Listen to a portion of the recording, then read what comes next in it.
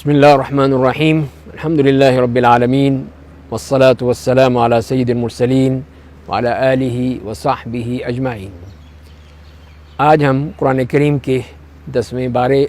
پارے کے احکام اور اس کے خلاصہ کے بارے میں بات کریں گے، اور 10واں پارہ وَاعْلَمُوا أَنَّمَا غَنِمْتُم مِّن شَيْءٍ، اس میں ہم دیکھتے ہیں کہ سورۃ الانفال کا کچھ حصہ ہے، اور اس کے بعد پھر سورۃ التوبہ شروع ہو جاتی ہے، جس کی 93 آیات اسی پارے میں ہیں۔ یہاں پر ہم جو دیکھتے ہیں کہ جیسے ہم پچھلے پارے میں بات کر چکے ہیں کہ اس کا کچھ حصہ پچھلے پارے میں تھا اور کچھ حصہ اب ہمیں 10ویں پارے میں مل رہا ہے، تو آیات نمبر 41 سے 47 تک اس پیراگراف میں مال غنیمت اور جنگ کے احکام بتائے گئے ہیں، اور ان پر بات کی گئی ہے کہ مال غنیمت میں سے خمس یعنی 20% اسلامی ریاست اور رسول اللہ صلی اللہ علیہ وسلم ذوی القربہ، یتامہ، مساکین اور مسافروں کے لیے ہوگا۔ باقی جو ہے 80% وہ ہے جو مجاہدین اور فوج میں تقسیم کر دیا جائے گا، ان کو حصہ دے دیا جائے گا۔ تو اس طرح پھر اللہ تعالیٰ نے غزوہ بدر کے حوالے سے، جس کو یوم الفرقان کہا گیا، اس کے مقاصد کی بھی وضاحت کر دی گئی کہ اس کا اصل مقصد یہی ہے کہ ہر چیز جو ہے واضح ہو جائے، لِيَهْلِكَ مَنْ هَلَكَ عَنْ بَيِّنَةٍ وَيَحْيَىٰ مَنْ حَيَّ عَنْ بَيِّنَةٍ، کہ جس نے بھی مرنا ہے وہ دیکھ بھال کے سمجھ بوجھ کے اس کو یہ موت آئے گی، اس کو پتہ چل جائے گا کہ یہ اس کے اپنے اعمال کی وجہ ہے، اور جو زندہ رہتا ہے اور زندگی حاصل کرتا ہے اس کو بھی اپنے اسی زندگی کا مقصد معلوم ہو جائے گا۔ اگلی آیات میں دیکھتے ہیں 48 سے لے کر 54 تک، اس میں ابلیس کے کردار کی وضاحت کی گئی ہے جو اس نے اس غزوے میں جنگ بدر میں ادا کیا تھا، اور منافقین اور ابو جہل کے فرعونی رویوں کی نشاندہی کر دی گئی ہے کہ انہیں دنیاوی عذاب سے بھی دوچار کیا گیا، اور بتا دیا کہ عالم نزا کے وقت فرشتے کافروں کے چہروں اور ان کی پیٹھوں پر مارتے ہوں گے، پھر یہ آگ میں داخل کر دیے جائیں گے۔ آیت نمبر 55 سے 71 تک ہم دیکھتے ہیں کہ اس میں اسلامی ریاست کے احکام صلح اور جنگ کی وضاحت کی گئی ہے، اور عہد شکنی اور معاہدوں کی خلاف ورزی کرنے پر کافروں کے ساتھ سختی برتنے اور ان سے جنگ کرنے کا حکم دیا گیا۔ اسلامی ریاست کی پھر خارجہ پالیسی بھی بیان کر دی گئی کہ اگر کوئی ملک معاہدوں کی خلاف ورزی کرے تو اسلامی ریاست کو بھی معاہدہ توڑ دینا چاہیے اور معاہدے کے خائن قوم کے منہ پہ مارنا چاہیے، جیسے فرمایا کہ فَانبِذْ إِلَيْهِمْ عَلَىٰ سَوَاءٍ، اگر دشمن صلح کی پیشکش کرے تو اللہ پر توکل کرتے ہوئے اس کے ساتھ صلح کر لینی چاہیے۔ اور اسلامی ریاست کی پھر عسکری پالیسی بھی ہمیں ملتی ہے کہ اسلامی ریاست کو اپنی اقتصادی حالات کو دیکھتے ہوئے دشمنوں کے مقابلے میں ہتھیار تیار رکھنے چاہیے،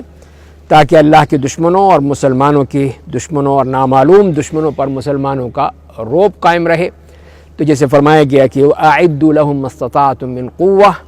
تو اس طرح کی تیاری کا حکم دیا گیا تاکہ مسلمان تیار رہیں اور مسلمانوں کی دہشت اور خوف دشمن پر قائم رہے۔ اور اس کے ساتھ ساتھ پھر ایک اور چیز جو بیان کر دی گئی انہی آیات میں، کہ اسلامی ریاست کا یہ اہم اصول واضح کر دیا گیا کہ مسلمانوں کی فتح کا دار و مدار عسکری قوت پر نہیں ہے، مسلمانوں کی تعداد پر نہیں ہے، بلکہ مسلمان فوجیوں کے ایمان اور میدان جنگ میں صبر اور ثابت قدمی پر مبنی ہے، اور کمزوری کی حالت میں 100 صبر کرنے والے مسلمان 200 کافروں پر غالب آ سکتے ہیں،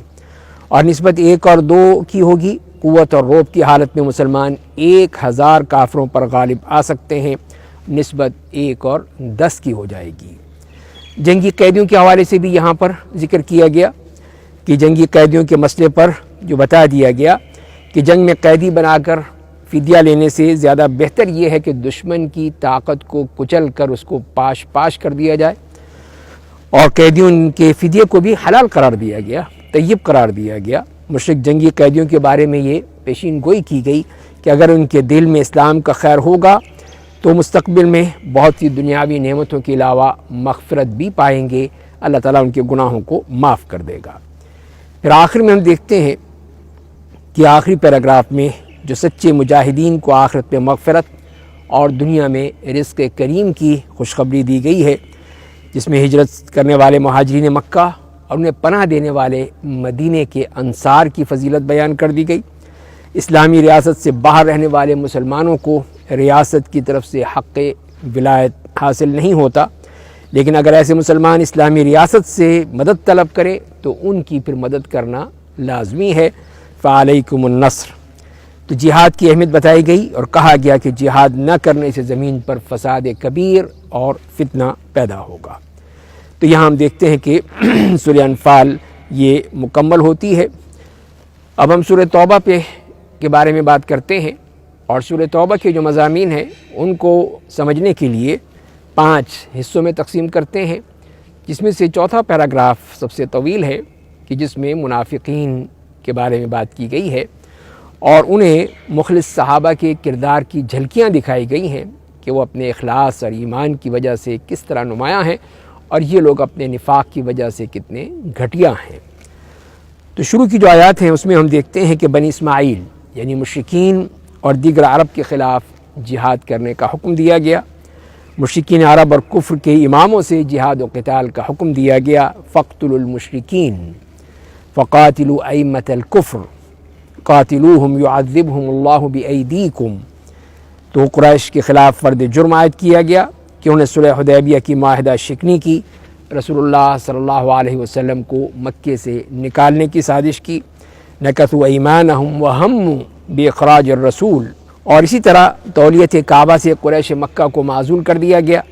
کہ وہ اللہ کے گھروں کی تعمیر کے حقدار نہیں ہیں، اور اس کے حقدار صرف وہ ہیں جو اللہ اور آخرت پہ ایمان لا کر نماز اور زکوٰۃ پر عمل پیرا ہونے والے، اللہ کے علاوہ کسی اور سے نہ ڈرنے والے سچے مومن اور مجاہد یہی اصل خانہ کعبہ کے متولی بن سکتے ہیں۔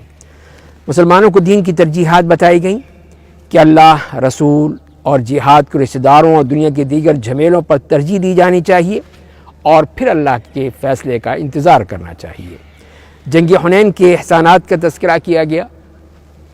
اور مشرکین مکہ کو نجس قرار دے کر مسجد حرام میں داخلے پر پابندی عائد کر دی گئی۔ یہ بھی دراصل ان کی تولیت کعبہ سے معزولی کا اعلان ہے۔ اس کے بعد اگلی جو ہم دیکھتے ہیں آیات 29 سے 35 تک، جس میں بنی اسرائیل یعنی اہل کتاب یہود و نصارہ سے کے خلاف جہاد کرنے کا حکم دیا گیا کہ اہل کتاب سے اس وقت تک جنگ کرنے کا حکم دیا گیا جب تک کہ وہ جزیہ دے کر اسلامی ریاست کی بالادستی کو قبول نہیں کر لیتے۔ قاتلوا الذین اوتوا الکتاب حتی یعطوا الجزیۃ عن ید وہم صاغرون۔ تو یہ اہل کتاب کے خلاف فرد جرم بھی عائد کر دی گئی کہ وہ حضرت عیسیٰ علیہ السلام اور حضرت عزیر علیہ السلام کو اللہ کا بیٹا بناتے ہیں اور یہ اللہ کی شان میں اتنی بڑی گستاخی کرتے ہیں۔ انہی لوگوں نے لوگوں کا مال ہڑپ کرنے والے بخیل علماء اور صوفیاء کو منمانی باتوں کو حلال و حرام سمجھ لیا ہے، تورات سے تقابل کر کے دیکھنے کی زحمت گوارا نہیں کی ہے۔ اسی طرح انہوں نے اللہ کو چھوڑ کر من دون اللہ اپنے رب اور حاکم بنا لیے ہیں۔ ایسے دنیا پرست علماء اور رہبان کو دوزخ کے عذاب کی نوید سنائی گئی۔ آیات 36 سے 41 تک ترغیب جہاد ہے اور ترک جہاد پر استبدال قیادت اور عذاب علیم کی دھمکی دی گئی ہے۔ مشرکین مکہ کے جرائم گنوائے گئے۔ انہوں نے نسی کی بدعت ایجاد کی، اللہ کے کیلنڈر میں منمانی تبدیلی کرتے رہے۔ ان کے خلاف متحد ہو کر جنگ کرنے کی ضرورت ہے، اور اس کے ساتھ ساتھ اللہ تعالیٰ کا وہ قانون استبدال بھی بتا دیا گیا کہ جہاد نہ کرنے پر عذاب علیم اور استبدال کی دھمکی دی گئی ہے۔ اگلے پیراگراف میں دیکھتے ہیں کہ جس میں منافقین کے خلاف فرد جرم ہے اور ان سے جہاد کرنے کا حکم دیا گیا کہ منافقین جو اسی شرعی جنگ میں رخصت کے طلبگار ہیں، فتنوں میں گرفتار ہو جاتے ہیں، ان کا ماضی بھی داغدار ہے۔ رسول اللہ صلی اللہ علیہ وسلم پر گرفت کی گئی کہ آپ انہیں کیوں رخصت دیتے ہیں؟ لما اذنت لہم، مسلمان جو احد الحسنیین کہ دو بھلائیوں میں سے ایک ضرور حاصل کر لیں گے، فتح یا شہادت۔ اللہ تعالیٰ منافقین کو براہ راست یا بالواسطہ مسلمانوں کے ذریعے ہلاک کر دے گا، اور ایمان کے بغیر ان سے صدقات بھی قبول نہیں کیے جائیں گے۔ اس طرح اگلی آیات میں دیکھتے ہیں کہ منافقین تقسیم صدقات کے معاملے میں رسول اللہ صلی اللہ علیہ وسلم پر اعتراض کیا کرتے تھے، تو انہیں بتایا گیا کہ یہ زکوٰۃ منافقین کے لیے نہیں ہے، ان کو نہیں دی جا سکتی، اور پھر زکوٰۃ کے جو تقسیم کا طریقہ ہے وہ بتا دیا گیا، اور اس کے لیے 8 مدات کا ذکر ہمیں ملتا ہے جو واضح کر دیا گیا۔ پھر اعتراضات کرنے والوں کے لیے عذاب علیم ہے جو اس قسم کے اعتراضات کرتے ہیں۔ تو یہ جو زکوٰۃ تقسیم کرنے کی جو مد ہیں وہ بتا دی گئی قرآن کریم میں کہ وہ صرف اور صرف فقراء، مساکین اور ان لوگوں کے لیے جو صدقات کے کام پر معمور ہوں، اور ان کے لیے جن کی تالیف قلب مطلوب ہو، پھر گردنوں کے چھڑانے، قرض داروں کی مدد کرنے، اللہ کی راہ میں اور مسافر نوازی کے لیے دی جا سکتی ہیں۔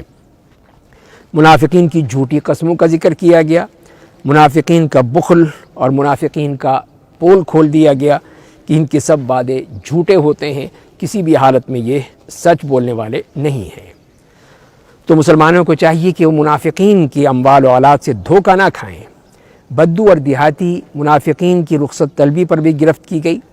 کہ میدان جہاد سے صرف مریضوں اور کمزور لوگوں کو ہی رخصت دی جا سکتی ہے جن کے پاس عذر ہے، وہ بھی اسی صورت میں کہ جب وہ اسلامی ریاست کے وفادار ہوں، اذا نصحوا للہ ورسولہ۔ بلا عذر جنگ سے رخصت طلب کرنے والوں کے لیے دوزخ کا عذاب ہوگا۔ یہاں یہ پارہ مکمل ہوتا ہے۔ اللہ تعالی ہمیں قرآن کو سمجھنے، پڑھنے اور عمل کرنے کی توفیق عطا فرمائے۔ وآخر دعوانا ان الحمد للہ رب العالمین۔